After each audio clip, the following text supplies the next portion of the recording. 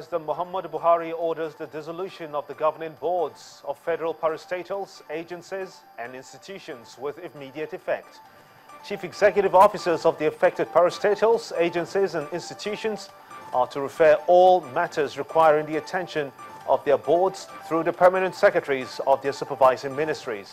While the dissolution does not affect federal executive bodies listed in the 1999 Constitution of the Federal Republic of Nigeria, it covers administrative or technical committees and other similar organs by the now dissolved board. Hello and welcome to Roadmap. I am Gimba Umar. Call it sweeping reforms across Nigeria and you won't be wrong. Well, the reforms also saw the sack of the former military chiefs. They were relieved of their duties by President Muhammadu Buhari, who also appointed new chiefs within an hour.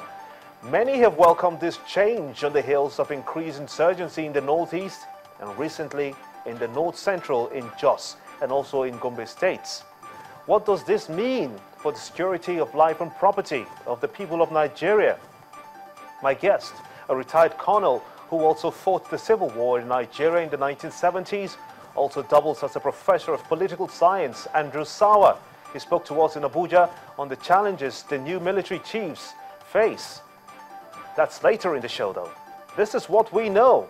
The official handover of the office of the Chief of Army Staff from General Kenneth Minima to Tukur Buratai has happened, with the new army chief saying that he will come up with his action plan against insurgents in Nigeria's north. Subsequently, it is a new page for the Nigerian army as the former Chief of Army Staff, Lieutenant General Kenneth Minima, officially hands over the mantle of leadership to the newly appointed Chief of Army Staff, Major General Tukur Buratai.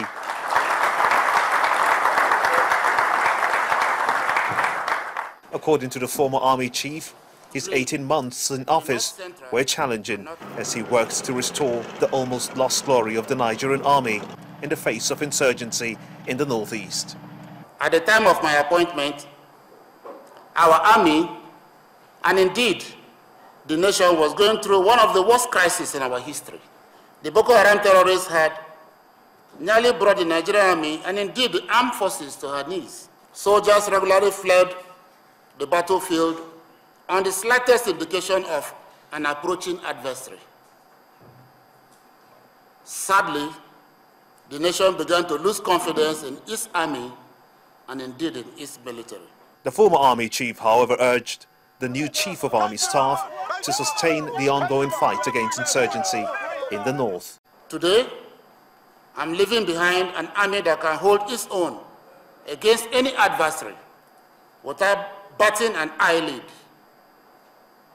An army that has vowed never again to concede any inch of Nigeria's territory to terrorists. An army that has reclaimed its dignity and respect from the generality of citizens. It is this legacy I'm leaving behind that I implore you to sustain. For the new Chief of Army Staff, he will meet with his officers to discuss his security agenda and plans towards ending the insurgency in the northeast before talking to the public. I'm not going to make too much speech right now. I will still come back after the whole ceremony. He, however, said he will rely on the advice from the former Chief of Army Staff when needed to maintain discipline in the army. We will not leave you to go. We will continue to defer to you whenever we feel you will come to our aid and give us your words of wisdom and advice. I very much know your tenure as the Chief of Army Staff has brought discipline. Everybody has sat up and the discipline has really gotten root into the Nigerian army. Insecurity, and especially insurgency in the northeast, is considered by many as a major task ahead for the new army chief. For many, the insurgents will now have to contend with the stronger force determined to rout them out. In an exclusive interview, we spoke to retired Colonel Andrew Sawa on what this means for the new military chiefs and the fight against terrorism. Colonel Andrew Sawuh, I want to thank you so much indeed for joining us on Roadmap on Channels Television. Let's begin with the issue of insurgents in Nigeria's northeast. We've seen attacks in Jos, we've seen attacks in Borno State in the recent past. Is the Nigerian army winning the war against terror? No, I don't want to think so, and I wouldn't say so either. It's unfortunate that we have to go through this event, insurgency. But by and large, the insurgency in general has reduced dramatically. And what's happening today are packets of insurgents after the forest, what do you call that forest again? The Zambisa forest? The Zambisa forest had been dealt with very seriously some months back. The whole area got no one to assist them, and they also got no weapons anymore.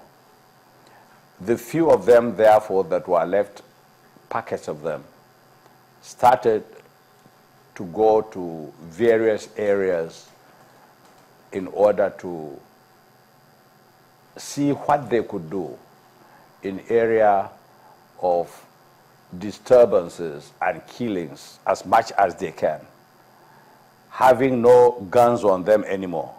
And this is why by end of May, a lot of churches were burnt in the northeastern zone, especially in Adamawa, and as well as in Yobe and in Borno State.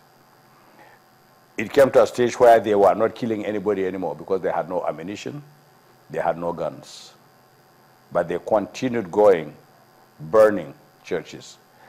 I dare say that in the whole of Adamawa State, the only town that has not had that problem was my hometown, Garkida. Our churches are still intact. And that is just the work of God. There was nothing, there was no magic about it. So by and large, insurgency in the northeast is being contained. It's gradual, but it will be contained.